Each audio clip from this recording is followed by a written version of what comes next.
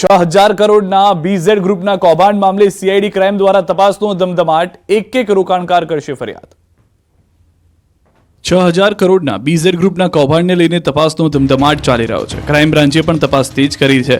રવિવારે ગાંધીનગરથી CID crime બ્રાન્ચની ટીમે પ્રાંતિજ અને માલપુર ખાતે પહોંચી હતી. અહીં ઠગબાજોનો ભોગ બનનાર નિર્દોષ લોકોની પોલીસે પૂછપરછ કરી. પ્રાંતિજ પોલીસ સ્ટેશનને ફરિયાદની રજૂઆત સાંભળી. પ્રાંતિજ પોલીસ મથકે સુરેશભાઈનું નિવેદન લેવાયું. પલ્લાચાર ગામના સુરેશભાઈએ બીઝેડ ગ્રુપમાં 5 લાખનું રોકાણ કર્યું, જેના લાખો રૂપિયા ફસાતા તેનું નિવેદન લેવાયું. સુરેશ ફરિયાદ કરવા ઈચ્છતા હોવાનું લઈ સીઆઈડી ક્રાઇમ દ્વારા નિવેદન લેવામાં આવી રહ્યું છે. અહીં અન્ય એક રોકાણકારની પણ પૂછપરછ કરી છે. બીજી તરફ બીઝેડ કૌભાંડમાં રોકાણકારોએ પહેલી ફરિયાદ નોંધાવી તૈયારી દર્શાવી છે. એગ્રીમેન્ટની કોપી સાથે રોકાણકાર પોલીસ મથકે પહોંચ્યા, જે બીઝેડ ગ્રુપ અને એજન્ટ નિકેશ પટેલને સામે ફરિયાદ કરશે.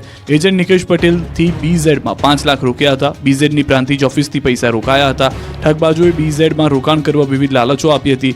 20 લાખનું રોકાણ તો માલદીવની ટ્રીપની ઓફર આપતા, 10 લાખનું રોકાણ તો આઈફોન આપતા, તમારા હાથ નીચે અન્યને રોકાણ કરવા કહેવાતું. પૈસા રોક્યા બાદ જુદા જુદા એગ્રીમેન્ટ થતા. કરોડોનું ફુલેકું ફેરવનાર ભૂપેન્દ્ર ઝાલાના બીઝેડ ગ્રુપમાં અનેક શિક્ષકો એજન્ટ બનતા હોવાના ઘટસ્ફોટ. માલપુરના શિક્ષકોનો ફોટો વાયરલ. ઉત્તર ગુજરાતમાં ભૂપેન્દ્ર ઝાલાએ 6 કરોડનું ફુલેકું ફેરવી અનેક લોકોને બાટલીમાં ઉતાર્યા. આ મહાઠગાઈ માટે ભૂપેન્દ્ર ઝાલાએ આખી ઠગ ટોળકી ઊભી કરી હતી, જેમાં ઘણા શિક્ષકો પણ લોકોને ચૂનો લગાવતા. મહાઠગ કંપની બીઝેડ ગ્રુપમાં શિક્ષકો એજન્ટ બનતા હોવાની ચર્ચાઓ વચ્ચે એક શિક્ષકના ફોટા વાયરલ થયા છે. અરવલ્લીના માલપુરના કોઠિયા ગામનો અને ઝાલોદની બોનીબેન કન્યા શાળામાં ફરજ બજાવતો શિક્ષક કલ્પેશ કાંડ બીઝેડ ગ્રુપનો એજન્ટ હતો. બીઝેડમાં રોકાણ કરાવવા તે લોકોને સમજાવતા, લોભામણી લાલચ આપી લોકોને લાખો રૂપિયાનું કરી નાખતા. આ બદલ તેને મોટી રકમ અને મોંઘી ગાડી મળતી. એ વાતનો પુરાવો મળેલો છે ગિફ્ટ સાથેના ફોટામાં. ફોટામાં આરોપી મયુર દરજી પણ જોવા મળી રહ્યો છે. કોઠિયા ગામના રહેવાસી શિક્ષક કલ્પેશ કાંતના ઘરમાં કોઈ ન હતું. ઘરનો દરવાજો ખુલ્લો હતો. ઘરમાં વીજળીના સાધનો ચાલુ હતા, જો કે ઘરમાં કોઈ નહોતું. ઠગબાજ શિક્ષક ફરાર થઈ ગયો, જો કે ઘર બહાર કાર અને ડીજેની ગાડી મળી આવી હતી. શિક્ષક બીઝેડ માટે કામ કરવા શાળાએ ન જતો હોવાથી પ્રાથમિક વિગત સામે આવી છે. આ મામલે આચાર્યનો ઓડિયો આવ્યો છે જોવામાં. શાળાના આચાર્યની એક ઓડિયો ક્લિપ જોવા મળી. શિક્ષક કપાત પગાર પર ગેરહાજર હોવાની વાત આચાર્યએ જણાવી. કલ્પેશ ખાંટ જિલ્લા ફેરબદલી કરાવી ઝાલોદ આવ્યો છે. પાટણમાં બાળ તસ્કરી મામલે મોટો ઘટસ્ફોટ. તસ્કરી બાદ બાળક દાટી દીધું. ખોદકામ બાદ મીઠું મળતા પોલીસ ગોતે ચડી. પાટણમાં નકલી ડોક્ટર દ્વારા પરિવારને અનાથ બાળક દત્તક લેવડાવવાની 1.20 લાખની છેતરપિંડી કર્યાનો કિસ્સો સામે આવ્યા બાદ વધુ એક ઘટસ્ફોટ થયો છે. નકલી ડોક્ટર સહિત 3 આરોપીઓએ પોલીસ સમક્ષ અન્ય એક બાળકને દાદરથી કામલપુર જવાના બ્રિજ નીચે બનાસ નદીમાં દાટી દીધું હોવાની કબૂલાત કરી. જે બાદ હાલ એસઓજીની ટીમ તેમજ એફએસએલની ટીમ આરોપીઓને સાથે લઈ ઘટના સ્થળે પહોંચી અને બાળકને બનાસ નદીમાં શોધવા ખાડા ખોદ્યા. આ બાળકને આરોપી શિલ્પાના ગામ કાપપુર નજીક આવેલા દાદરના બનાસ નદી બ્રિજ નીચે દાટી દેવામાં આવ્યું હતું. પાવડા કોતરીથી કલાકો સુધી સાવધાનીપૂર્વક ખોદકામ કર્યું. બાળકની લાશને બહાર કાઢવાની કામગીરી હાથ ધરવામાં આવી, પરંતુ ખોદકામ બાદ ખાડામાંથી મીઠું મળી આવ્યું છે, પણ બાળકની લાશ નથી મળી. એટલે પોલીસની ટીમ ગોતે ચડી છે. બાળક ક્યાં દાટ્યું તે મામલે અસમંજસ છે. જે બાદ આરોપી સુરેશ ઠાકોર અને શિલ્પા ઠાકોરની સ્થળ પર જ સાચા લોકેશન અંગે પૂછપરછ કરાય. ત્યારે સવાલ એ છે કે આરોપી સુરેશ ઠાકોર અને શિલ્પા ઠાકોરે ખોટું લોકેશન કેમ આપ્યું? એવું પણ ચર્ચામાં છે કે બાળકને અહીંથી કાઢીને અન્ય જગ્યાએ દાટી દેવામાં આવ્યું હોઈ શકે. તો સાથે સ્થળ પર કોઈ મેડિકલ બાયોવેસ્ટનો ઢગલો પણ મળ્યો. સરકારી વિડીયોગ્રાફર, એફએસએલની ટીમ, પેનલ ડોક્ટર, મામલતદાર સહિતની ટીમ જ્યાં બાળક દાટવામાં આવ્યું છે ત્યાં પહોંચીને તપાસ કરી. તો પાટણના બાળ તસ્કરી કૌભાંડનો રેલો બનાસકાંઠા બાદ હવે કચ્છ સુધી પહોંચ્યો છે. આરોપી સુરેશ ઠાકોર, શિલ્પા ઠાકોર અને રૂપસંગ ઠાકોરની પૂછપરછમાં વધુ નવા 2 નામ ખુલ્યા છે. કચ્છના આડેસરાના બોગસ ડોક્ટર નરેશ દેસાઈ તથા ધીરેન ઠાકોર પણ આ રેકેટમાં સંડોવાયેલા હોવાનો ખુલાસો થયો છે. નરેશ દેસાઈ આડેસરમાં બોગસ ડોક્ટર તરીકે કામ કરતો હતો. ધીરેન ઠાકોર પણ પહેલા ખાનગી હોસ્પિટલમાં કામ કરતો હતો. હાલ એસઓજી પોલીસે 2 આરોપીની અટક કરી તપાસ શરૂ કરી છે.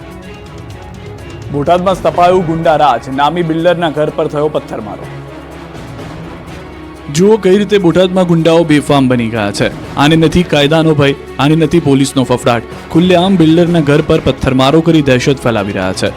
અસામાજિક તત્વોના આતંકના દ્રશ્યો છે બોટાદના. અહીં દિન પ્રતિદિન અસામાજિક તત્વોનો ત્રાસ વધી રહ્યો છે. બોટાદમાં નામી બિલ્ડરના ઘર પર અસામાજિક તત્વો દ્વારા પથ્થરમારો કરાતા પરિવાર ડરી ગયો હતો. બોટાદ શહેરમાં પાળિયાદ રોડ નજીક રોકડિયા હનુમાનવાળી શેરીમાં રહેતા હિતેશ ગોરેજા કે જેમના ઘર પર મોડી રાત્રે 4 અસામાજિક તત્વોએ હુમલો કરતા આસપાસના વિસ્તારમાં દહેશત ફેલાઈ ગઈ હતી. પથ્થર પર પથ્થર ફેંકતા પરિવાર અડધી રાત્રે જાગી ગયો હતો. ડરી ગયો હતો, ઘરના કાચ તૂટ્યા હતા। આ અંગે બિલ્ડર હિતેશ ગોરેચાનું કહેવું છે કે આ હુમલાખોરો તેમની પાસેથી 10 થી 15 લાખની ખંડણીની માંગણી કરી રહ્યા છે। પોલીસે આ મામલે ફરિયાદ નોંધી ફક્ત એક શખ્સની ધરપકડ કરી હતી। ફરિયાદી દ્વારા અગાઉ પણ જણાવાયું હતું કે હેમુ મકવાણા તેમજ જાવેદ કુરેશી અને અન્ય શખ્સો દ્વારા આ હુમલો કરવામાં આવી રહ્યો છે। જો કે આ પહેલી વખત નથી બન્યું, પહેલા પણ ફરિયાદીના ઘર પર પથ્થરમારો થઈ ચૂક્યો છે। આ ઘટના બાદ પરિવારના સભ્યોમાં ડરનો માહોલ છે। બોટાદમાં સ્થપાયું ગુંડા રાજ, નામી બિલ્ડરના ઘર પર થયો પથ્થરમારો।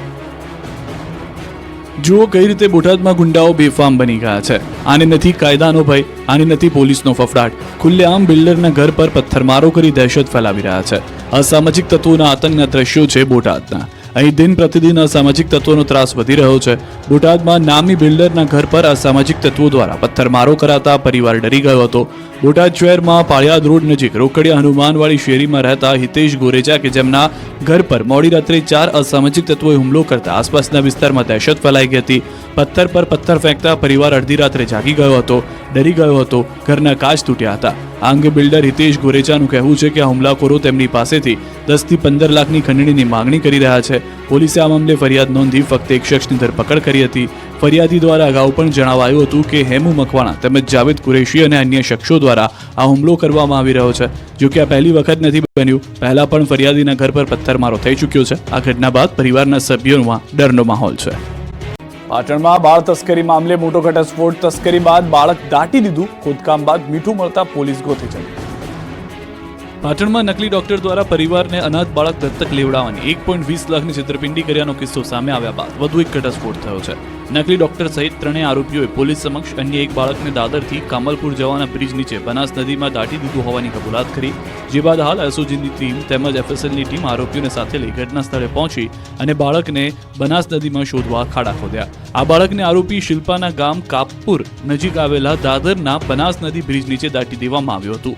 પાવડા કોતરીથી કલાકો સુધી સાવધાનીપૂર્વક ખોદકામ કર્યું। બાળકની લાશને બહાર કાઢવાની કામગીરી હાથ ધરવામાં આવી, પરંતુ ખોદકામ બાદ ખાડામાંથી મીઠું મળી આવ્યું છે, પણ બાળકની લાશ નથી મળી। એટલે પોલીસની ટીમ ગોતે ચડી છે।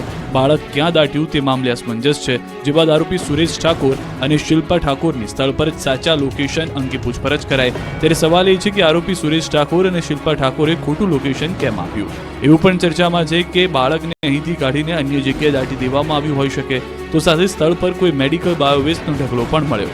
સરકારી વિડીયોગ્રાફર, એફએસએલની ટીમ, પેનલ ડોક્ટર, મામલતદાર સહિતની ટીમ જ્યાં બાળક દાટવામાં આવ્યું છે ત્યાં પહોંચીને તપાસ કરી।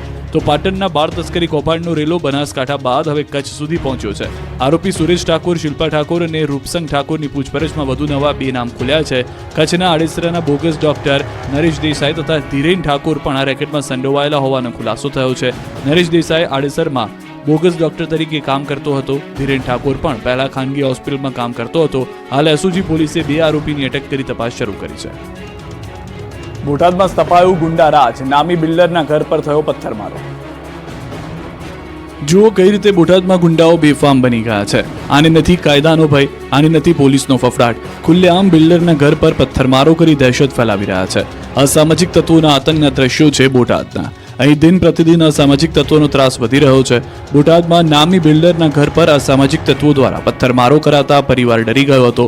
બોટાદ શહેરમાં પાળિયાદ રોડ નજીક રોકડિયા હનુમાનવાડી શેરીમાં રહેતા હિતેશ ગોરેચા કે જેમના ઘર પર મોડી રાત્રે 4 અસામાજિક તત્વોએ હુમલો કરતા આસપાસના વિસ્તારમાં દહેશત ફેલાઈ ગઈ હતી।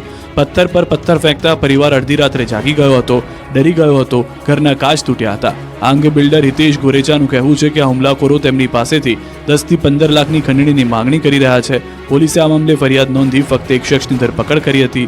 ફરિયાદી દ્વારા અગાઉ પણ જણાવાયું હતું કે હેમુ મકવાણા તેમજ જાવેદ કુરેશી અને અન્ય શખ્સો દ્વારા આ હુમલો કરવામાં આવી રહ્યો છે। જો કે આ પહેલી વખત નથી બન્યું, પહેલા પણ ફરિયાદીના ઘર પર પથ્થરમારો થઈ ચૂક્યો છે। આ ઘટના બાદ પરિવારના સભ્યોમાં ડરનો માહોલ છે।